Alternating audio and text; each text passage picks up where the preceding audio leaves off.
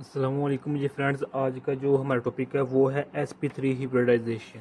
क्योंकि हम लोगों ने एक सीरीज़ स्टार्ट की हुई है क्लास 12 केमिस्ट्री की FSC पार्ट 2 की, तो इससे चैप्टर नंबर 7 है। तो हमने इन वीडियो पर लास्ट लेक्चर में बात कर ली हुई है। ओके, आज का जो हमारा टॉपिक है, जो वीडियो है वो वीडियो नंबर 11 है, sp3 हिब्रिडाइजेशन। ओके, तो आइए स्टार्ट करते हैं अपने टॉपिक को। कहते हैं बिस्मिल्लाहिर्रहमानिर्रहीम सल्लल्लाहु अला मुहम्मद सल्लल्लाहु अलैहि वसल्लम। sp3 hybridisation. सबसे पहले देखिए, हिब्रिडाइजेशन तो होता क्या है।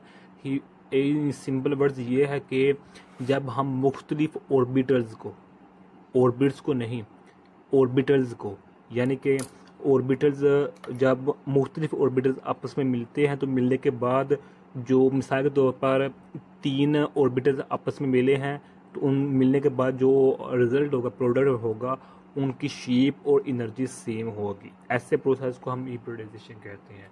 तो अब sp3 हिब्रिडाइजेशन का मतलब क्या है, ये डेफिनेशन लिखी हुई है। The process in which one s orbital and 3p orbitals intermix and irregulate 4 sp3 hybridized orbitals called sp3 hybridization। यानी कि एक s ऑर्बिटल और 3 p ऑर्बिटल्स, ऑर्बिट नहीं, मैं अगेन कह रहा हूँ, ऑर्बिटल्स और ऑर्बिट्स में फ़र्क है। ओके, ऑर्बिट्स की LMN होता है, जबकि ऑर्बिटल SPDF होते हैं। ओके, तो एक s और 3p जब ऑर्बिटल्स आपस में इंटरमिक्स करते हैं, आपस में मिलते हैं, तो मिलने के बाद जो रिजल्ट होता है वो हमारे पास 4, 3 ये 4 रिजल्ट निकलते हैं। और जो हमारे पास S4 हिब्रिडाइड ऑर्बिटल, इन चारों की जो एनर्जी होती है वो सेम होती है और शेप भी सेम होती है। अब ये देखें, लिखा हुआ आप लोगों के सामने, ये भी डेफिनेशन लिखी हुई है, आप यहाँ ये लिख लें या डेफिनेशन ये लिख लें, एक ही बात है। अब एक्सप्लेनेशन में हमने एक एग्जांपल ली हुई है कि कार्बन की जो ग्राउंड स्टेट है वो ये है। कार्बन का जो एटॉमिक नंबर है वो ये 6 है। तो अकॉर्डिंग टू अफबारो प्रिंसिपल के मुताबिक जो इलेक्ट्रॉन्स के ऐसे आते हैं, ऐसे हो गए। तो अब देखें कि एक जो इलेक्ट्रॉन होगा, ये तो जो होगा ना इन द शेल में, फर्स्ट शेल में, जो ये वाले होंगे ये सेकंड शेल में होंगे, तो यही आपस में इंटरेक्ट करेंगे। तो जो एक ऑर्बिट इलेक्ट्रॉन होगा वो यहाँ से यहाँ मुंतकिल हो जाएगा। ये ग्राउंड स्टेट है, तो जब ये एक इलेक्ट्रॉन यहाँ से यहाँ इलेक्ट्रॉन में मुंतकिल हो जाएगा तो उसको हम कहेंगे एक्साइटेड स्टेट हो जाएगा।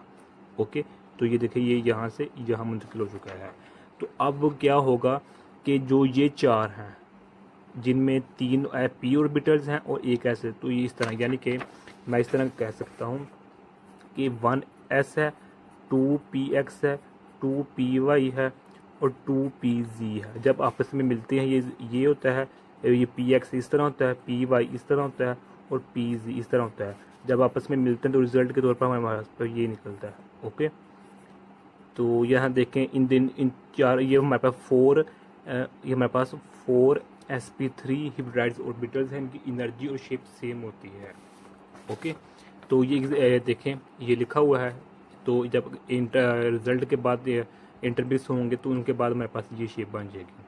ओके, पहले इन अनहिब्रिडाइज्ड ऑर्बिटल थे, अब हिब्रिडाइज्ड ऑर्बिटल बन चुके हैं। तो ये नीचे लिखा हुआ है कि all the 4 sp3 orbitals are degenerate having equal energy and directed at an angle of 109 in space to form tetrahedral geometry।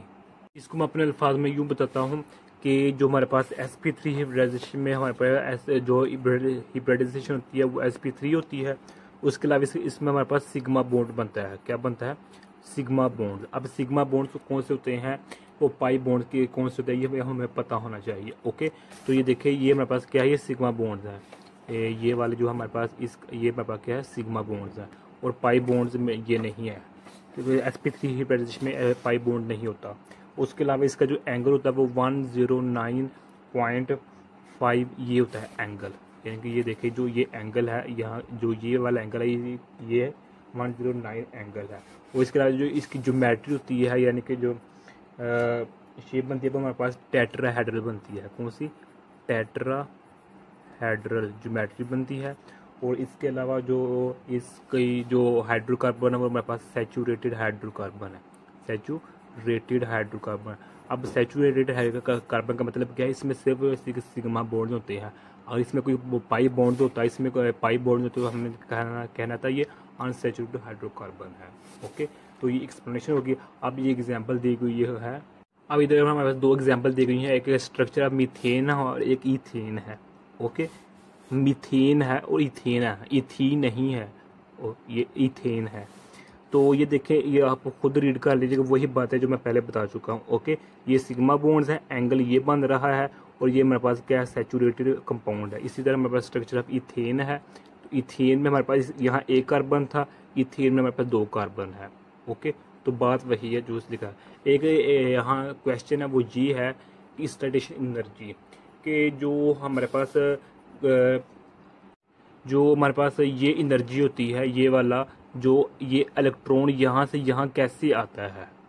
Okay, तो ये क्वेश्चन है, इंपॉर्टेंट क्वेश्चन है। तो इसका आंसर ये इधर लिखा हुआ है हमारे पास कि जो कार्बन एटम होता है वो इस सलाहियत रखता है 2 कोवलेंट बॉन्ड बनाएंगे, लेकिन जब वो 2 कोवलेंट बॉन्ड बनाता है तो उसके नतीजे में एनर्जी खुद ब खुद रिलीज हो जाती है, जिसकी वजह से जो एक इलेक्ट्रॉन होता है 2s में से निकलकर 2pg में चला जाता है। तो यही आज का इतना सा टॉपिक था। नेक्स्ट वीडियो में इंशाल्लाह रहमान sp2 हिब्रिडिटी पर बात करने की कोशिश करेंगे। तब तक की अल्लाह हाफिज़।